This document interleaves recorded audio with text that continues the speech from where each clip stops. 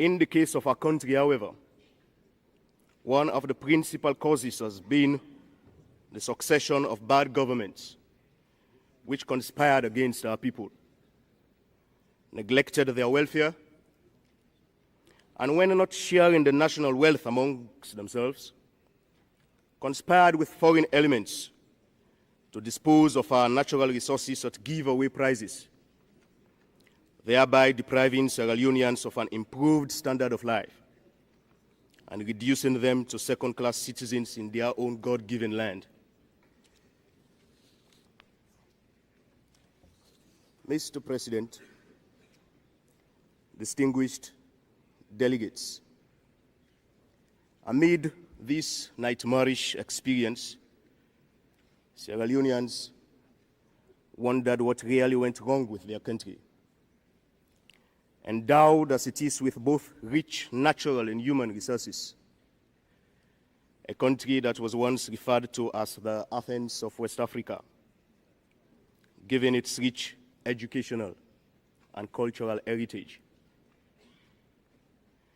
Over the last 24 years, Sierra Leone experienced such far-reaching decline in its socio-economic fabric that the average life expectancy of Sierra Leoneans was reduced to only 42 years,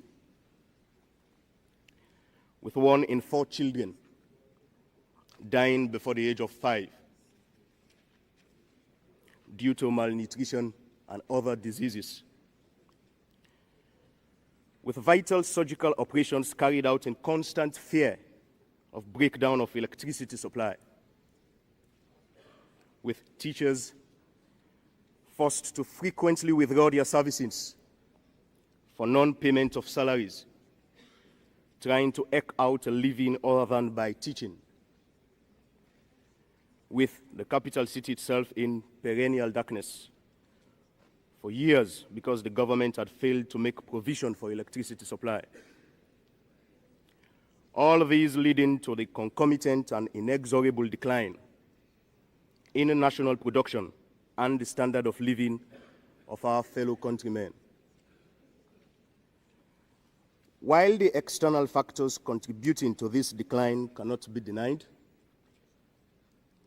the truth of the matter is that the incompetence and malpractices of the previous government had so permitted all facets of national life that the nation was left to drift without any sense of direction. Thus, instead of economic development, there was a national slide into poverty and economic malaise. It was as if the light had gone out of the nation's life, with no one in charge to rekindle it.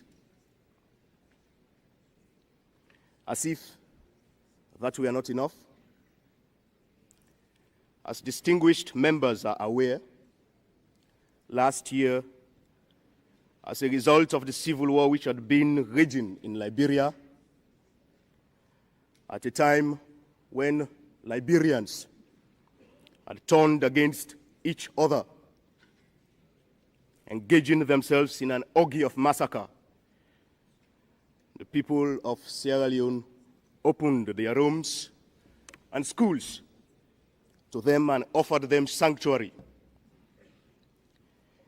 In order to end the killings and consequent suffering which they had to endure, and in the absence of any semblance of government in that country, the states of the sub-region, including Sierra Leone, with great reluctance and purely on humanitarian grounds, decided to send a peacekeeping force, the Economic Community Monitoring Group, or ECOMOG, to Liberia to stop the carnage and bring the fighting among the various factions to an end. It was because Sierra Leone provided a base for the ECOMOG peacekeeping force in Liberia that Mr. Charles Taylor and his band of NPFL rebels launched a premeditated and unwarranted invasion against our country. This senseless act of revenge was also motivated by the fact that Taylor had been denied the use of our territory to infiltrate arms and ammunition to prolong the conflict in Liberia. Thus, because we allowed our country to be used to bring peace to Liberia, we now have a war imposed on us. In the cause of this act of perfidy, many innocent lives, including those of women and children, have been needlessly lost.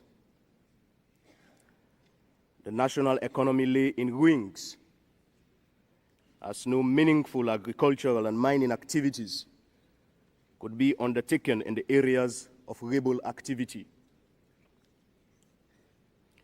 Mr. President, distinguished delegates, the cost of this imposed war for Sierra Leone and its people has been incalculable and agonizing. As custodian of international peace and security, this organization cannot sit idly by while a group of armed bandits let loose as a result of a total breakdown of law and order in a neighboring state continue to engage on a campaign of terror and destabilization of the whole sub-region. On behalf of the people of Sierra Leone, I appeal, strongly appeal, to this august body for its economic, military, and diplomatic support to once and for all eliminate this cancer, which, if not stopped in its track, could lead to further destabilization and insecurity in the whole sub-region. The government and people of Sierra Leone expect and deserve such support, especially when facing a mortal danger launched from without. We hold Mr. Charles Taylor responsible for the suffering Sierra Leoneans have had to endure as a result of his acts of murder, banditry, and international lawlessness. But my country need not have been left so exposed and unprepared for such acts of aggression. Our people need not have suffered such ordeal. If only the previous government had taken its responsibilities seriously. If only the necessary material and logistic support had been provided for the armed forces to repel such aggression. The previous regime again failed miserably to meet these challenges. Mr. President, not only did the previous government breach its social contract with the people and neglect their welfare, but it also failed to safeguard the territorial integrity of the nation. These factors impelled us as patriots in the armed forces to intervene in a bloodless takeover on the 29th April this year and set up the National Provisional Ruling Council to save our nation from further catastrophe. Herein lies the legitimacy of our action. We intervened because we saw no way out of our affliction,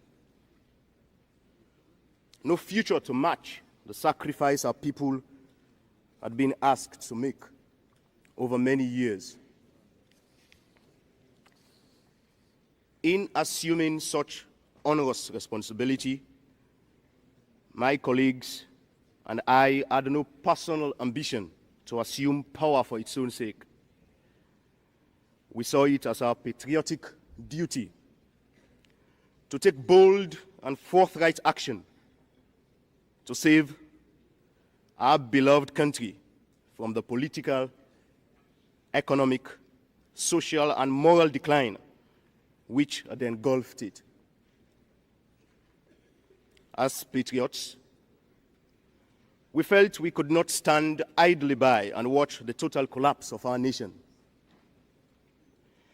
We had to act to put a country back on the rails of socio-economic development and to restore its moral fiber. Ours was a very popular move,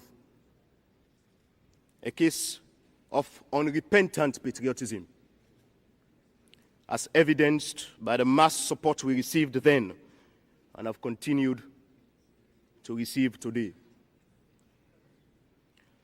But by